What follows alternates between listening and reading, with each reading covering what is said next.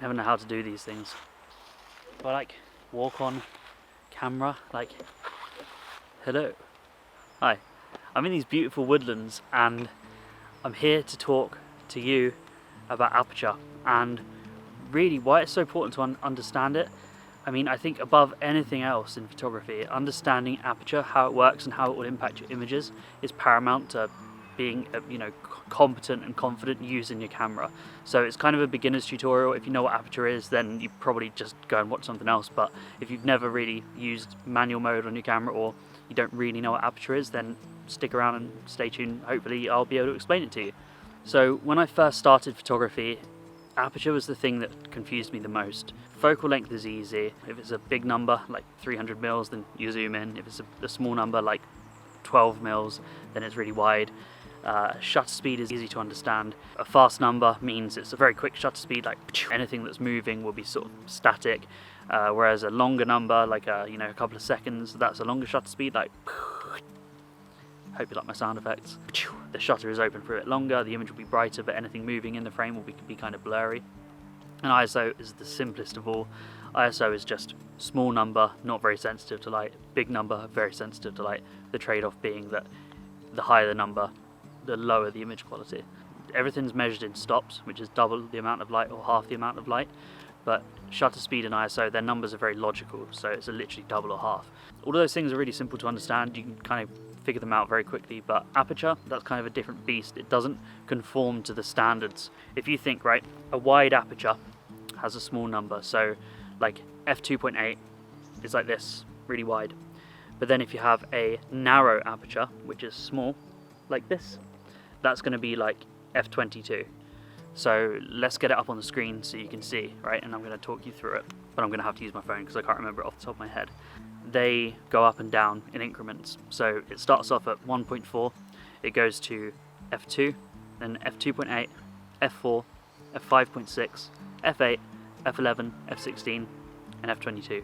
They do go wider and they do go narrower, but most lenses will go between sort of f1.8 and f22. It obviously depends on the lens you get. One of the analogies that I really love is the paint bucket analogy. So imagine you've got a tub of paint and a funnel to pour that paint through into a bucket, right? So if you have a narrow, like a small funnel, that paint is going to take ages to go through, but when it lands in the bucket, it's going to be very smooth, very clean, I guess.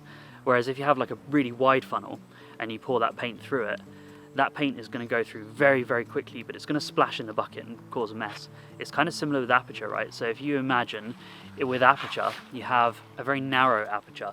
Light takes a long time to go through, but it's going to be a lot cleaner. What I mean by clean is you're going to have a bigger depth of field. Whereas if you have like a wide aperture, then the light is going to come through very quickly, but it's going to be messier. And by messy, I mean there's going to be a shallow depth of field. So let's have a look at a couple of examples, right? So when you have a wide aperture, you're going to have a very shallow depth of field. So what that means is that if you imagine like on a distance scale, anything that you focus in the foreground is going to be in focus, but anything in the background is going to be out of focus. So you might see this in things like macro photography or portrait photography, where they've got very sort of like sharp eyes, but everything else in the background is blurry.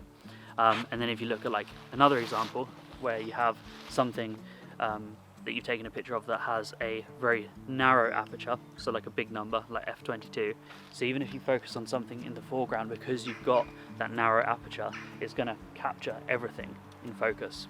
So that's an example of why you might use it. So you'll see those numbers on the screen of your camera when you're shooting. You'll get to know them, you'll get to know where you're comfortable shooting. I mean, the majority of my images are shot between f4 and f11. Occasionally I'll go wider if I'm on a lens that allows for it, but most of the time it's between those increments. That's mostly because I just shoot landscape photography. So in practice, it's really important to understand when is the right time to use the right aperture.